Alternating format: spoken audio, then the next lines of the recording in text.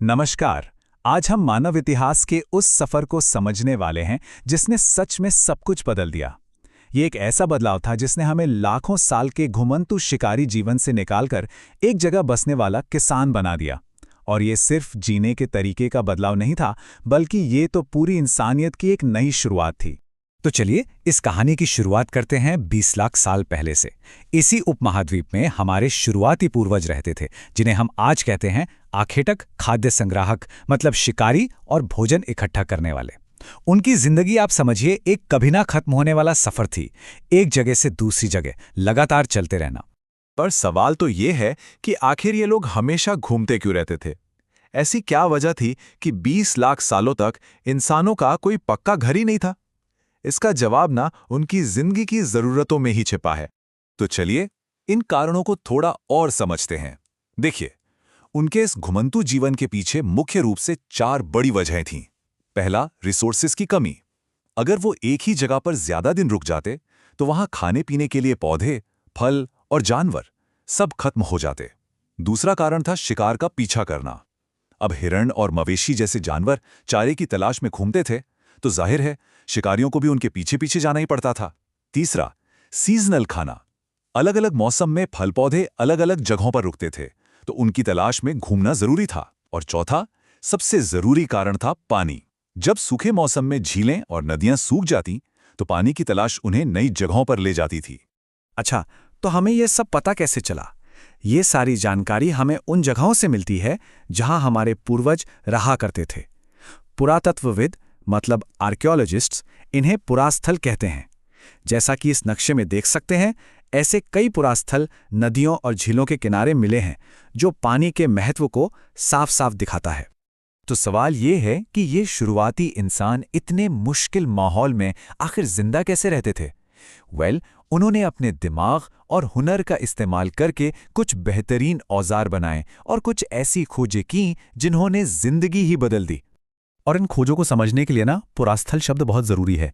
ये वो जगह है जहां हमें औजारों, बर्तनों, इमारतों के टूटे फूटे हिस्से, मतलब अवशेष मिलते हैं। असल में यही वो सुराग हैं जिनसे हम अतीत की कहानी को जोड़कर समझ पाते हैं। उनके सबसे जरूरी औजार पत्थर के बने होते थे और इनका इस्तेमाल हर काम में होता था, फल काटने से लेकर जानवरों की खाल उतारने और मांस काटने तक। कुछ औजारों में तो लकड़ी या हड्डी का हैंडल लगाकर भाले और तीर जैसे हथियार भी बनाए जाते थे। ये तस्वीरें दिखाती हैं कि वक्त के साथ ये औजार कितने बेहतर और एडवांस्ड होते गए। लेकिन उनकी सबसे बड़ी, सबसे क्रांतिकारी खोजों में से एक थी आग। कुरनूल की गुफाओं में राख के सबूत मिले हैं, जिससे पता चलता है कि शुरुआती इंसान आग जलाना सीख चुके थे। सोचिए, आग सिर्फ रोशनी ही नहीं देती थी, बल्कि मांस भूनने और खतरनाक जानवरों को डराकर दूर रखने में भी मदद करती थी। इसने उनकी जिंदगी को पूरी तरह से बदलकर रख दिया। और फिर लगभग 12,000 साल पहले कुछ बहुत बड़ा हुआ। दुनिया की जलवायु में, उसके मौसम में एक जबरदस्त बदलाव आया, और इसी बदलाव ने इंसानों के लिए एक नए दौर का दरवाजा खोल दिया। इसे समझने के लिए जरा इस टाइमलाइन को देखिए। मानव इतिहास का 99% हिस्सा पूरा पाषाण काल में बीता, लेकिन करीब 12,000 साल पहले मध्य पाषाण काल की शुरुआत में दुनिया धीरे धीरे गर्म होने लगी, और इसी के साथ वो बदलाव शुरू हुआ जिसने सब कुछ बदल दिया। गर्मी बढ़ने से दुनिया के कई हिस्सों में बड़े बड़े घास के मैदान बनने लगे। इसका नतीजा ये हुआ कि घास खाने वाले जानवरों जैसे हिरण, भेड़, बकरी और गाय, इनकी संख्या भी तेजी से बढ़ने लगी। अब इससे इंसानों को इन जानवरों की आदतों को, उनके खाने पीने के तरीकों को और उनके प्रजनन के समय को करीब से जानने और समझने का मौका मिला। और ऐसा ही कुछ पौधों के साथ भी हुआ। लोगों ने ध्यान देना शुरू किया कि गेहूं और जौ जैसे अनाज नेचुरली कहाँ उग रहे हैं और वे कब पककर तैयार होते हैं। ऐसा करते करते, देखते ही देखते, उन्होंने धीरे धीरे इन अनाजों को खुद उगाना सीख लिया, और बस इस तरह वे किसान बन गए। पौधे उगाने और जानवरों की देखभाल करने की इसी पूरी प्रक्रिया को बसने की प्रक्रिया या डोमेस्टिकेशन कहा गया। ये कोई एक दिन में नहीं हुआ। ये एक बहुत धीमी प्रक्रिया थी, जिसमें लोग अपनी जरूरत के हिसाब से प्रकृति को एक नया आकार दे रहे थे। ये तस्वीरें बड़ी दिलचस्प कहानी बताती हैं।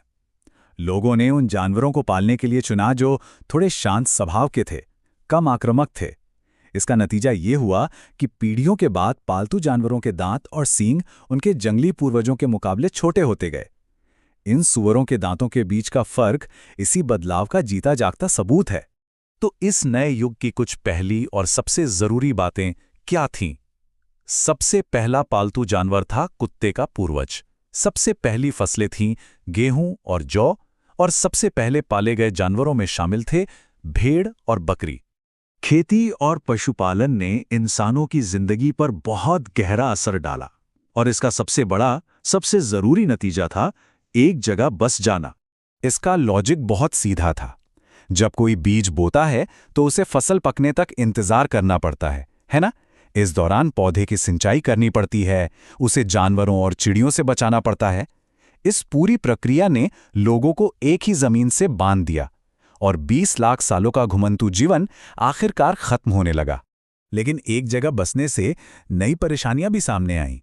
सबसे बड़ी चुनौती थी अनाज को स्टोर करना। अनाज को खाने के लिए और अगले साल बीज के तौर पर इस्तेमाल करने के लिए, दोनों के लिए बचाकर रखना था। इसने नए नए आविष्कारों को जन्म दिया। लोगों ने मिट्टी के बड़े बड़े बर्तन बनाए, टोकरियां बुनी, और यहां तक कि जमीन में गड्ढे भी खोदे। ये उसी नए दौर का एक असली सबूत है। नवपाषाण काल का एक मिट्टी का बर्तन। और ये सिर्फ स्टोरेज के लिए नहीं थे।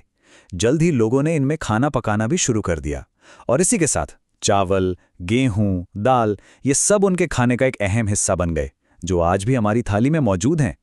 साथ ही पशुपालन तो जैसे भोजन के भंडारण का एक अनोखा तरीका था। जानवर बच्चे देते थे, जिससे उनकी संख्या बढ़ती थी। वे दूध का एक लगातार मिलने वाला सोर्स थे, और जरूरत पड़ने पर मांस भी देते थे। मतलब दूसरे शब्दों में कहें तो वे एक चलता फिरता फूड स्टोर थे। चलिए एक बार फिर से उस नक्शे पर चलते हैं और एक खास जगह को देखते हैं। मेहरगढ़, ये आज के पाकिस्तान में है, ईरान जाने वाले रास्ते पर।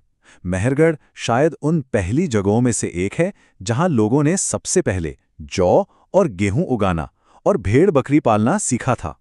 मेहरगढ़ के जो अवशेष मिले हैं ना, वो हमें एक शुरुआती गांव की जिंदगी की झलक देते हैं। यहाँ हमें चौकोर और आयताकार घर मिले हैं, जिनमें अक्सर 4 या उससे भी ज्यादा कमरे होते थे। आर्कियोलॉजिस्ट का मानना है कि इनमें से कुछ कमरों का इस्तेमाल शायद अनाज स्टोर करने के लिए किया जाता होगा। लेकिन यहाँ जो सबसे अनोखी चीज मिली है वो है एक कब्र, और इस कब्र में एक मृतक के साथ एक बकरी को भी दफनाया गया था। पुरातत्वविदों का मानना है कि ऐसा इसलिए किया गया क्योंकि लोगों का यह विश्वास था कि मौत के बाद भी एक दुनिया है, और ये बकरी शायद परलोक में उस मृतक के खाने के लिए रखी गई होगी।